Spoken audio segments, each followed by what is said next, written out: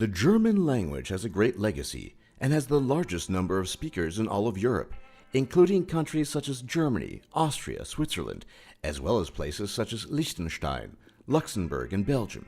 Because of this, and the fascinating nature of the German language, we just couldn't resist bringing you the 10 things you didn't know about the German language. German is famous for its compound words, which are words formed from a number of other words put together into one.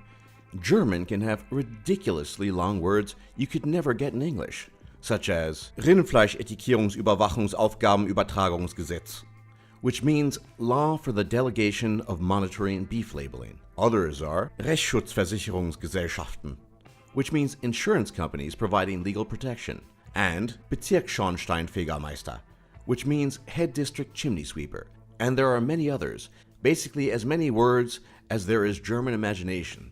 So just think of a word and you might be able to create it. Since the wide-scale immigration of millions of Turkish people into Germany over the last few decades, Turkish culture and language have become a large and important part of Germany. Particularly interesting is the phenomenon of Turkish German, which is a variety of German mostly spoken by the children of Turkish immigrants. Some of the characteristics of Turkish German are short abbreviated sentences and a certain type of vocabulary.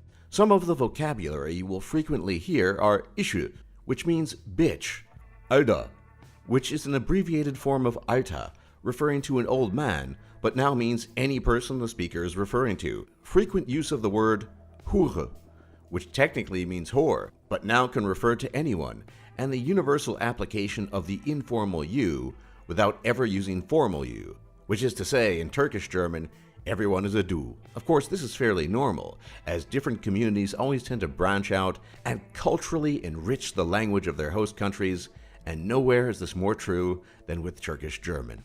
Classically, German has distinguished between formal you and informal you, which in German is sie, or ihr, or du.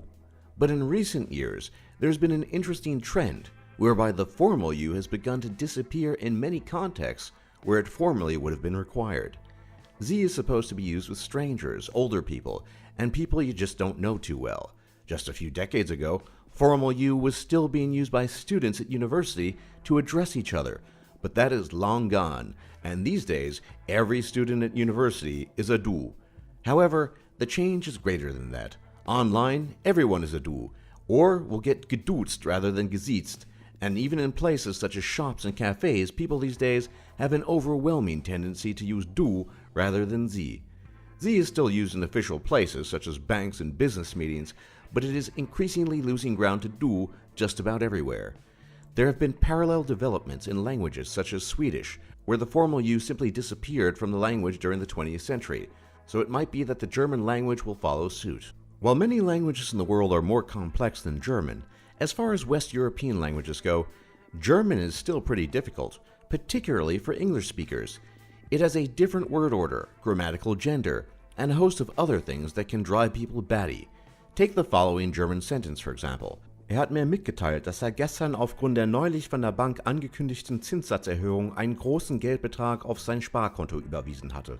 Which idiomatically translates as, he informed me that he had transferred a large sum of money to his savings account yesterday because the bank had recently announced higher interest rates, but literally would be translated as the following. He has me informed that he yesterday, because of the recently by the bank announced interest rate raise, a large sum of money to his savings account transferred had. This difficulty of the German language has been alluded to by Mark Twain, who wrote an essay titled The Awful German Language, in which he stated, "Never knew before what eternity was made for? It is to give some of us a chance to learn German." English is everywhere these days, and German hasn't done a good job standing up to its influence. There are literally hundreds and hundreds of English words and expressions in German these days, such as just for fun, fair, liken, derived from like, baby, Kisch, chicken, derived from Czech, catering, and many more. Sometimes this is referred to as Denglish, but these days these words might as well be German, given their frequent use and the fact that so many employ them. Speaking of grammatical gender, if you're used to Spanish or French, German might throw you off a bit, because it has 3 genders, and oftentimes there is no rhyme or reason to it.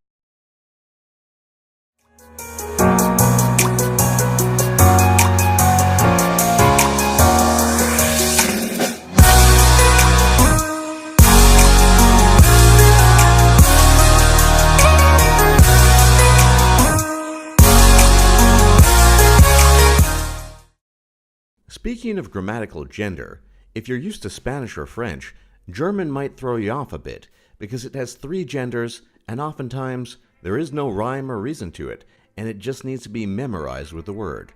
Sure, there are some patterns, such as most words ending with tum tend to be neuter or neither masculine nor feminine, such as das Heiligtum, which refers to a sanctuary or sometimes sainthood, or das Deutschtum, which refers to Germanness or German culture. But there are exceptions, such as der Reichtum and der Irrtum, which both end with tum but are masculine in gender and mean wealth and error, respectively.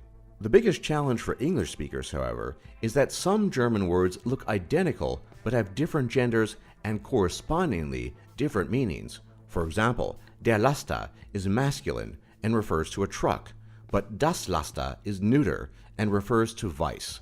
Others are der Kiefer, which refers to a jawbone and is masculine, but die Kiefer, which refers to a pine tree and is feminine.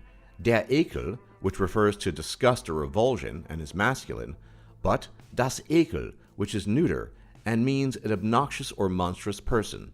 Der Verdienst, which is masculine and refers to financial earnings, but das Verdienst, which is neuter and refers to achievement.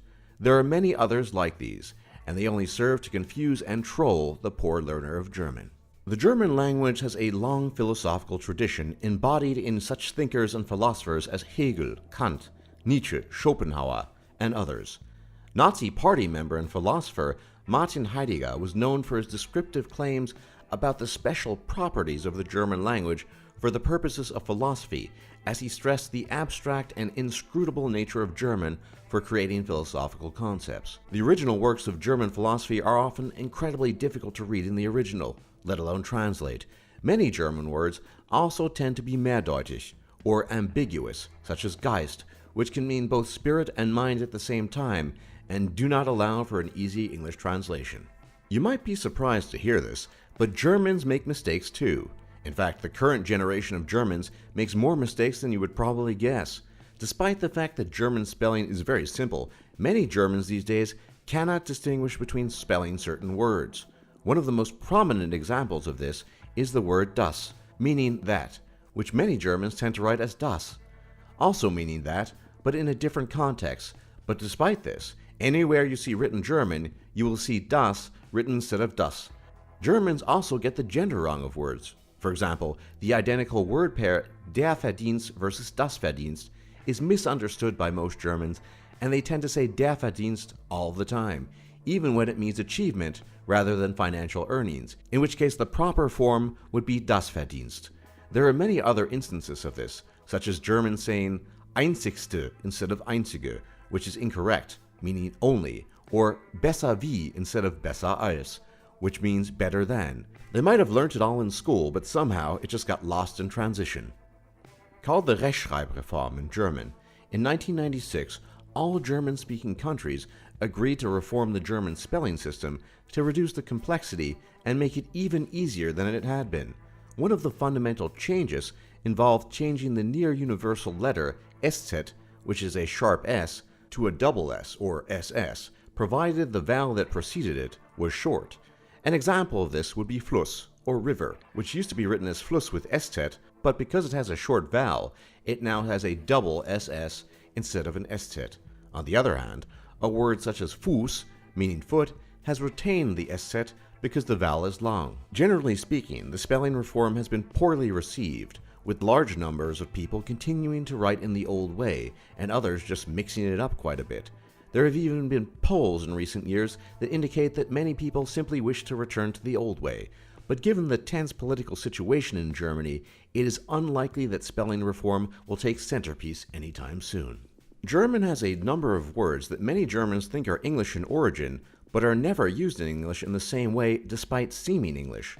Over the years, they have become so anchored to the language that few people think about them much anymore, but they are a bit strange, at least for English speakers. Some of these words are Handy, which means mobile phone in German, but its original English meaning actually translates to German handlich. Mobbing, which means bullying in German, but means crowded or crowding in English. Public viewing, which means watching a football match from outside, but not just watching people walk by. And wellness, which generally refers to a spa or massage parlor rather than actual health. There you have it. But Germans are known for their creativity, even being creative with words from other languages.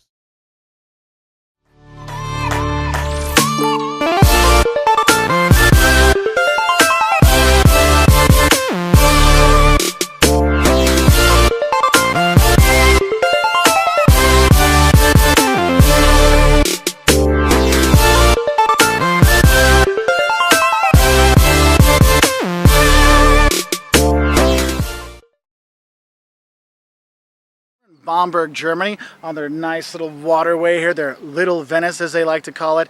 And Bamberg is one of my favorite cities in Germany. We love it here. The town hall is fantastic, and you'll be shocked how beautiful it is. And that's why we're here today to give you the 10 things that will shock you about visiting Germany. And the first thing that's going to shock you is when you get to Germany, anything to do with a toilet is going to shock you. One, you're going to have to pay to use the toilet. If you're in the train station, it's going to be €1 to go pee or other business. If you're at a store, you might see an old lady sitting there waiting for you. You know, the toilet women, you see them like, why is this old lady sitting at the toilet? And she has a thing out, oh, I got to pay for it. So you got to pay for the toilets, and then there's the toilet women that kind of make you go, what's going on? And they give you this look that you know, I got to give them money now because otherwise they're not going to let me pee or poop ever. Okay, so that's kind of weird. Another thing that might shock you is if you get into some of the German toilets, they have kind of what we call a shelf toilet. Like you poop onto a shelf. And it's so you can observe your poop and make sure everything's okay, I guess. And the thing is, the shelf is there, so it gets a little stinky, but also when you flush it, it's like a waterfall going down. And if you don't know about it and you push the flush button while you're sitting there, you get a nice little spring of shocky waterness in all your nether regions, okay? So the first thing that will shock you about Germany is anything to do with the toilets. Now, the second thing that might shock you when you come to Germany is when we think of Germany, we think of organization, clean, everyone follows the rules and these kind of things. But when you come into a train into Germany, you come to the train station, you walk outside and you see these Aussies, these, as they call asocials, Aussies, or Penna, or, you know, these people that are, you know, kind of scary. They look like they're drug dealers or drug addicts with their dogs, and they're loud and they're kind of dirty and they're scary. And that's kind of a shock for tourists when they come, as there are all these beggars and there are all these people outside the train station, whether you're in Hanover or Frankfurt is horrible for it. Just realize they're not going to do anything to you. They're not there to bother you. They're getting taken care of by the government. They'll leave you alone. You just leave them alone, okay? But it can be a shock for that first time you come and you walk out of the Hanover train station and there's all these people out there that are like, look like beggars or drug addicts, and they got their big dogs, and you're like, oh my God, I'm going to die. You'll be fine. Don't worry. But we'll shock you, so be ready for it. The third thing that might shock you when you come here is a lot of people, when they think of Germany, they think, oh, I'm going to see half-timbered houses everywhere. I'm going to see people in lederhosen. There's going to be beer halls everywhere. Everybody's drinking big beers and liter beer things. Well, you know, we look here. We're here in Bamberg, and yes, we do have the half-timbered houses and the beautiful architecture. And they do have great beer here, but that's not typical Germany. Germany is a modern country. It's a multicultural country. You have Greeks, you have Turkish people, you have people from all over Europe and Poland living here, and you're not just going to see people in lederhosen and, you know, what you imagine Germany to be from your grandpa's pictures in the war. Germany is a very multicultural land, and you're not going to see the half-timbered houses, the girls with the big hands and the big beers. You're not going to see that all over the place, all right? So just be prepared for that. A lot of people are shocked that they're in Berlin, and they're like, well, where's all the liter beers and beer halls? Oh, guys, that's in Bavaria. And the reason why you ever wondered why the Americans have a certain view of Germany as Bavaria is because after the Second World War, the U.S. was in control of the South, so our traditional ideas of Bavaria, of Germany, are Bavaria, with the beer halls and the drinking and the liter beers and stuff like that. And that's not Germany. That is not what Germany is these days. And that can shock a lot of people because, you know, they expect something different. Now, the fourth thing that might shock you when you come here, and it's a lot of Americans like to make Nazi jokes, okay? Like, oh, the Nazis, haha, you're a German, you're a Nazi. You may be shocked to hear this, but you know what? Germans do not appreciate that. They're ashamed of their time during the National Socialists, the Nazis' time, and they're very embarrassed by it. They hate that it happened, all these things, and they don't find it funny. I know when I see Americans coming here, they make Nazi jokes about people, or when Germans go to the U.S., they say, oh, he's a German, he's a Nazi. Yeah, I know in the US we made it as a joke, but here in Germany it's not taken as a joke. It's a very serious thing. The swastika and those flags are actually illegal here. You can't actually have those. Mein Kampf is not allowed to have here either. So you may think it's funny, but the Germans don't find it funny at all. So don't make any Nazi jokes when you're here because it's not cool, okay? So that might shock you because you're used to doing that in the US. Not cool here. The fifth thing you might get shocked about when you come here is German service. Now the Germans are great people. Like once you become friends with them, they're awesome, but it's tough to get to know them. And in the service industry, they're very professional, but you won't think they're very nice, or they're like, you don't realize you have to actually ask every single question. Typical example, I was in Hanover a couple years ago. I asked to say, hey, do you have an English menu? And the waitress said, yes, we have an English menu. And then she goes away, comes back 10 minutes later and says, what would you like to eat? And I'm like, well, I need an English menu. Oh, you want one? Yes, I want an English menu. Oh, then she went and got it. It was very much, you got to follow the rules and go by the step by step, which for some people, if you don't know how the German system works, you may think it's rude, but actually it's quite professional, and they will be very helpful if you ask, but you have to ask. And in terms of the people, I look at it this way. Think of it as two circles, okay? In the U.S., you have your acquaintances and then your friends in the two circles. In the U.S., it's very easy to become an acquaintance and then kind of be a friend, but it's hard to get them to be the really good friend. And so it's kind of like a dotted line on the outside. And the friendship is the hard line. In the U.S., well, sorry, yeah. So in the US, it's the dotted line on the outside, so easy to become an acquaintance, but really hard to become a good friend. In Germany, it's hard to become an acquaintance. That's a lot harder. But once you get to know them, then it is easy to become friends with them, and they'll show you around, tell you all kinds of things, meets their Oma and all these kind of great things. But just know, in terms of service, you're going to be like, man, what a bunch of jerks sometimes.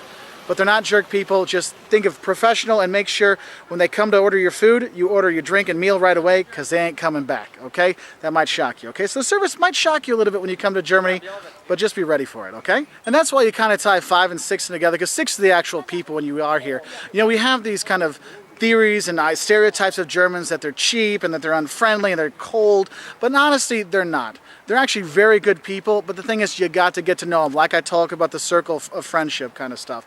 Yes, service, not the best, but it is professional.